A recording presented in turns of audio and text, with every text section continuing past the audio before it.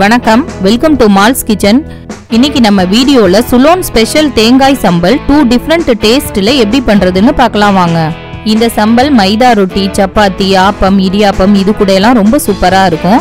சாதத்துல போட்டு பிசைஞ்சு சாப்பிட்டோம்னா அட்டகாசமா இருக்கும். இந்த சம்பலை பிரெட்டுக்கு நடுவுல ஸ்டஃப் பண்ணி சாப்பிட்டோம்னா அதோட டேஸ்ட் ரொம்ப சூப்பரா இருக்கும். இந்த சம்பலை நம்ம 2 விதமா பண்ண போறோம்.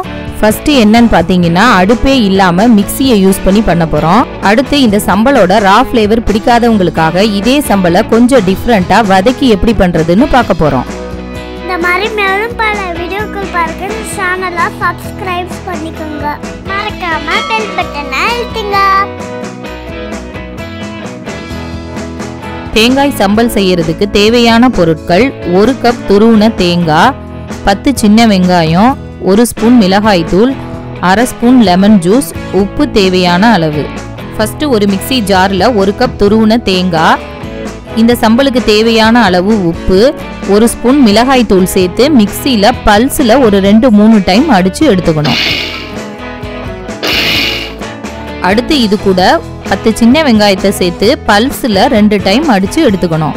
இந்த சம்பல்ல நம்ம தண்ணி எதுவும் ஆட் பண்ணக்கூடாது, அதே மாதிரி நைஸாவும் ஓட்டக்கூடாது. பல்ஸ்ல இந்த மாதிரி லைட்டா அடிச்சுதான் எடுத்துக்கணும்.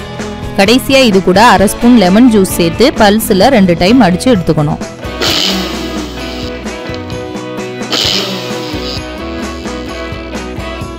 ரொம்ப சுவையான தேங்காய் சம்பல் தயாராயிடுச்சு. அடுத்து இந்த சம்பலோட ரா ஃப்ளேவர் பிடிக்காதவங்களுக்கு கொஞ்சம் டிஃப்ரெண்டா இந்த சம்பலை வதக்கி பண்ண போறோம்.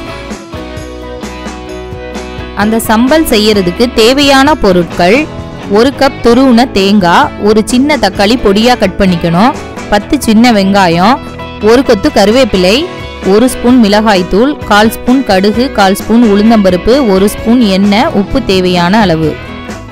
ஃபர்ஸ்ட் நம்ம ஃபாலோ பண்ண அதே மெத்தடில் சம்பலை பல்ஸ்ல அடிச்சு எடுத்துக்கலாம். இந்த சம்பலோட வெறும் மிளகாத்தூளுக்கு பதிலாக நம்ம வரமிளகாயும் ஆட் பண்ணலாம். ஆனால் கொஞ்சம் கரகரப்பாக இருக்கும், அதனால நான் மிளகாத்தூள் ஆட் பண்ணியிருக்கேன். கடைசியாக இந்த சம்பலில் லெமன் ஜூஸ் மட்டும் நம்ம ஆட் பண்ண மாட்டோம்.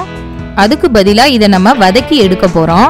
கடாய் ஒன்று அடுப்பில் வச்சு நல்லா ஹீட் ஆனோன்னா 1 ஸ்பூன் எண்ணெய் நல்லா சூடானோன்னா 1/4 ஸ்பூன் கடுகு நல்லா பொரிய விட்டு 1/4 ஸ்பூன் உளுந்தம்பருப்பு, இது கூட 1 கொத்து கருவேப்பிலையை கிள்ளி போட்டு நல்லா பொரிய விடணும்.